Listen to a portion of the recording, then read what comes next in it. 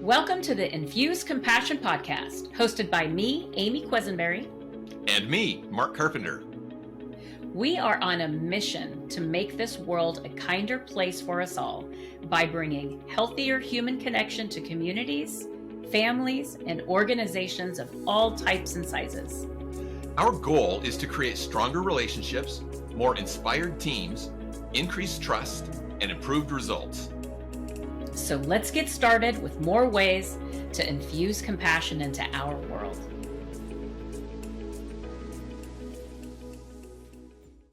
Welcome back, Compassionators, for another episode of the Infuse Compassion Podcast. I'm here with my good buddy Mark, and we are doing our reflections from our conversation with Linda Grizely. And oh my goodness, financial expert who just has broken down like we need to do to put ourselves in our own budget and what prevents us from having the life that we can love because we have a budget that we hate. Like, how great is that?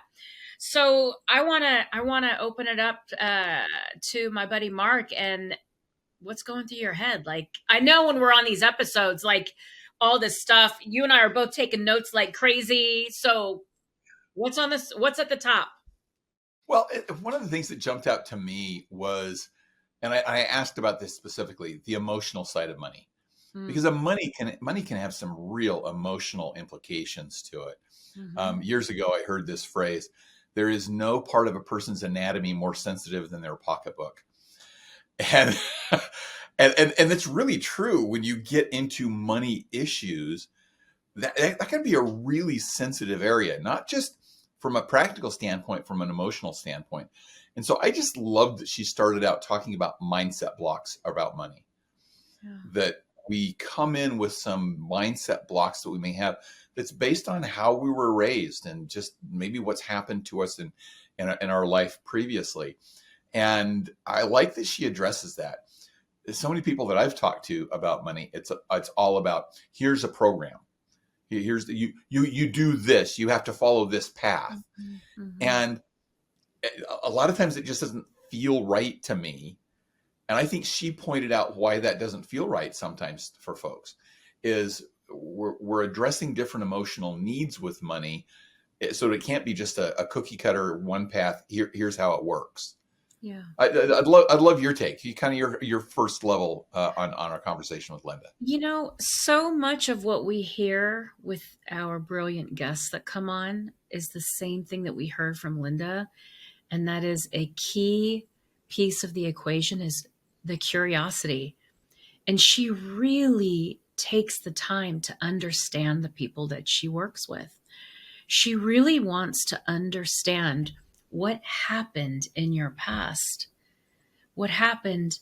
What were some of the methodologies and the practices around money that are informing your actions and your decision making today as an adult? And really taking the time to understand those stories is so powerful. Her curiosity and her true interest to get to know and understand the person that she's working with. I also loved that she talked about the education piece.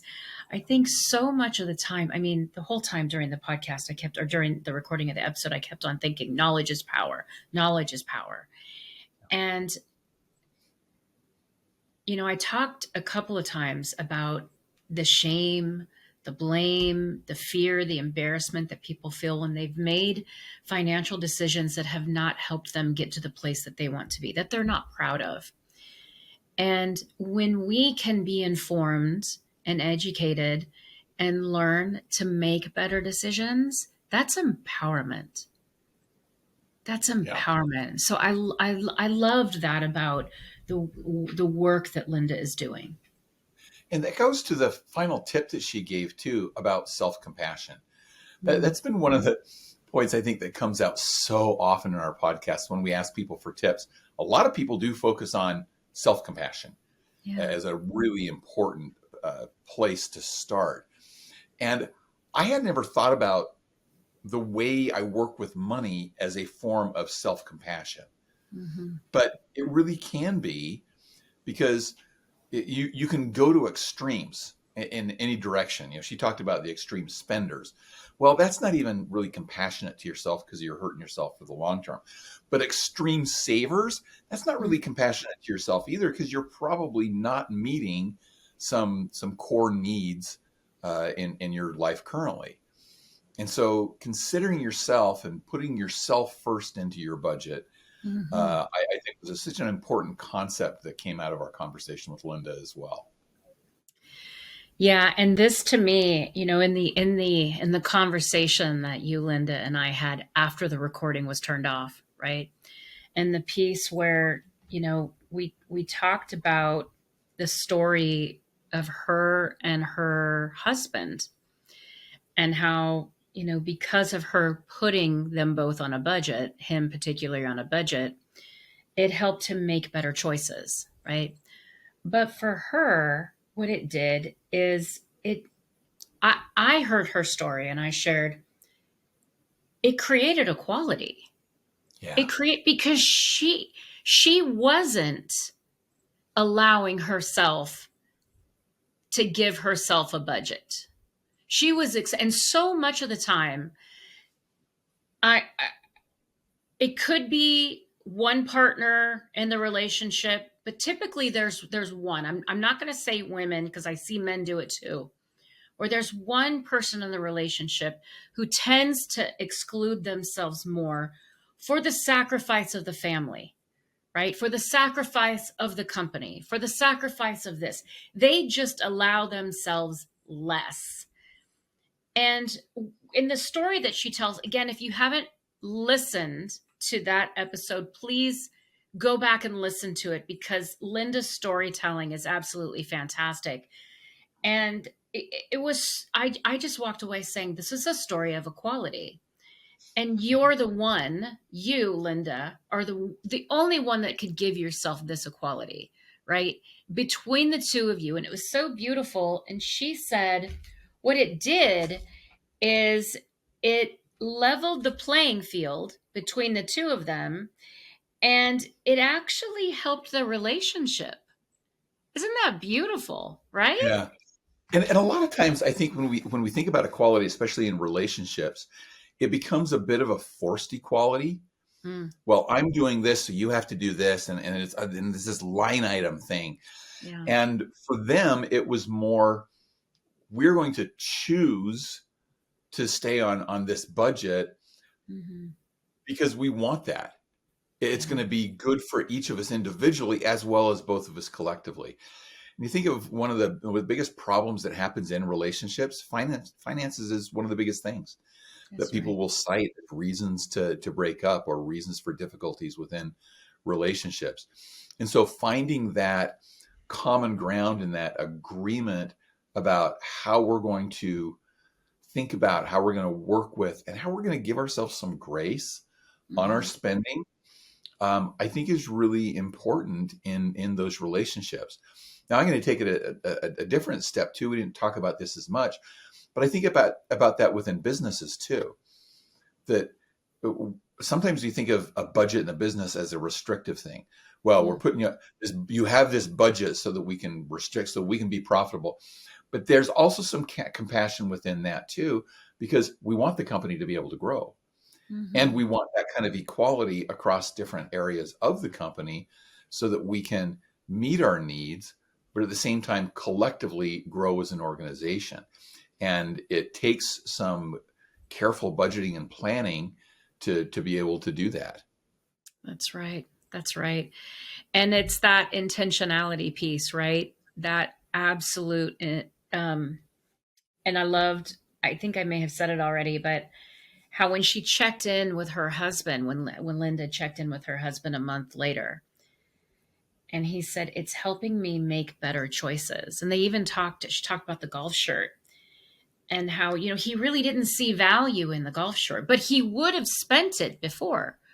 Yeah. Whereas now he was able to go, wait a second, really weigh it out and say, I have this amount of money. Is this really what I want to spend some of that on? Wow. Yeah. That's And really powerful, right? And I love the connection to values too, because sometimes we don't make financial decisions based on values. We make them based on impulse or even emotions in the moment. My wife and I have recently had conversations about where we spend our money, that we spend a lot of money traveling to the other side of the country where one of our children and four of our grandchildren live. Mm. And so that's a value to us because we want to build those relationships. Mm-hmm. So when we spend money to travel across the country, we don't look at that as, oh, this is this huge, imposing, burdening expense. It is meeting with our values and strengthening our family relationships. I love that perspective. And when our actions, when our investments, when our time, when our financials is aligned, it just feels better, right? So so much of what we're talking about goes back to the mindset, right? And so, Mark, you actually had a very great idea. Um, And I had a great idea that maybe I imposed on Amy just a little bit for this. Um, Linda talked about the different money personalities, and she's identified 5 money personalities, and she has a quiz that you can take to help you identify what is your money personality. And that's really kind of your relationship with money in a kind of broad perspective. But just even understanding that helps you understand how you interact with money. Well, I suggested to Amy, let's take Linda's quiz and come back on the air with our money personalities. Now, we both had this experience where as we were listening to Linda, we went, I think mine's going to be this. And I wasn't sure if it was one of two for me. And it definitely came out as one of those two. And Amy thinks that she nailed hers from what she thought initially. Am I right on that, Amy? oh, I knew what it was, and then I took it, and it confirmed it. So, what's yours? Oh, shoot. You asked me first. I was going to Of ask course, I you. did. It was your idea. Mine is the security seeker. The security seeker. The security Okay. seeker. And so let me get to the way that that's described. You love knowing what to expect, that you'll be okay. You stick to routines, plan ahead, and rarely make impulsive financial choices. Now, that's funny because there are times that I make some impulsive financial choices. So it's not a never, it's a rarely. Um, and I think that this has probably changed for me in my life. I am toward the end of my career.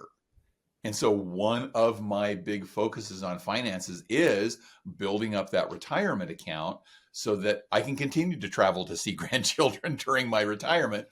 Yeah. And so that doesn't surprise me that that's what came up as my money personality. So what Wow. was yours, Amy? Oh my God. Mine is so spot on. Mine's the spender. So, and if my husband was here, he'd be like, yep, yep. But this description is so spot on me. You're generous, joyful, and fully invested in the now. Whether it's fine cheese, although I don't eat cheese, um, or spontaneous travel, you use money to create memories and express love. And that is very much me. Like I don't I'm a very particular gift giver. Very rarely will someone receive a gift because it's their birthday. It frustrates the heck out of me. Like I don't give you something because the clock strikes 12. What I will do is I'll take you for an amazing dinner. I'll get an Uber, bottle of wine, start out with martinis. We're going to have a good time, right? We're going to have a really good time. And I won't even think about it except for I just want to create this beautiful memory with this person that I love. That's it. Right. And then later it's like, oh God, that was a little more expensive than I thought. The bill comes due. Yeah. It's like, Uber Black 2 ways, but I'm like, it's okay because I have this incredible memory. So and like my friends like know that that's my thing. So And yeah. that ties back into values. That's a value to you. And that doesn't surprise me much because you're the one that started the Start with Compassion framework. Having compassion, showing caring for people, Yeah. that's important to you. That's part of your personality. That's part of the values that you have. Yeah. Now, Yeah. I think I was thinking about this in relation from the difference between my personal life and my business life. Because as I run my business, I am probably more of a spender on my business. I will Mm. invest in things in my business that I feel like will help it grow. At the Mm-hmm. same time, I'm probably not a full on spender because I am aware of I need to have the money there to help build the business and for emergencies that could crop up. So I think that there could be different personalities around business versus personal as well. Well, that's what Linda said too, right? Linda said she's more of a risk taker in business and more of Yeah. a saver in her personal life, right? Yeah. Yeah. Yeah. Yeah. So, what are some of the other things that came up for you, Mark, that stood out? Yeah. I really was impressed with her talking about helping people overcome their fears. And you made this comment a little earlier as we were prepping for this episode about education being power, knowledge being power, Mhm. and spending the time to help people really understand where their money personalities are and where those came from.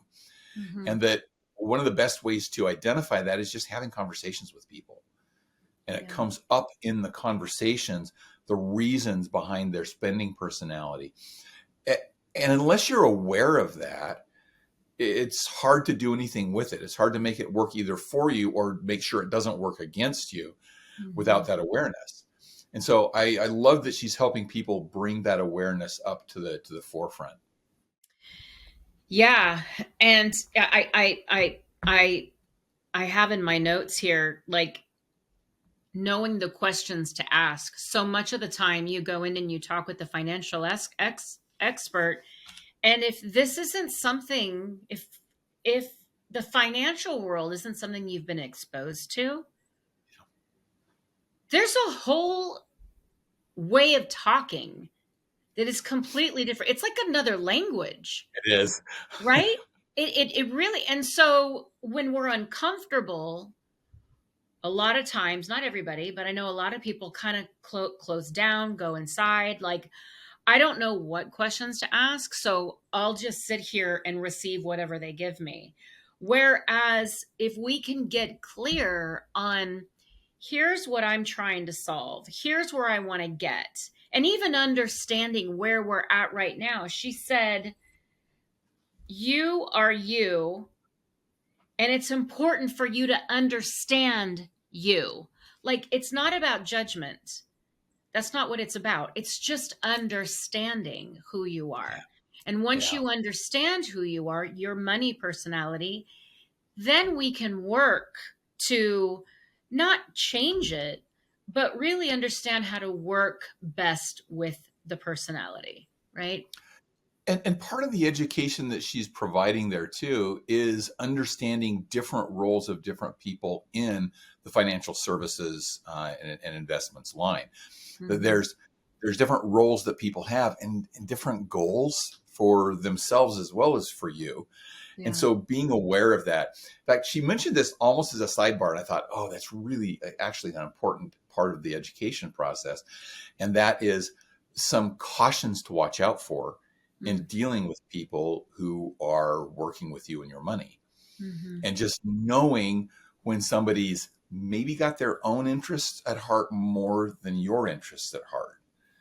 And so just being aware of who you're working with your money and some of the cautions to be aware of. Yeah. Yeah.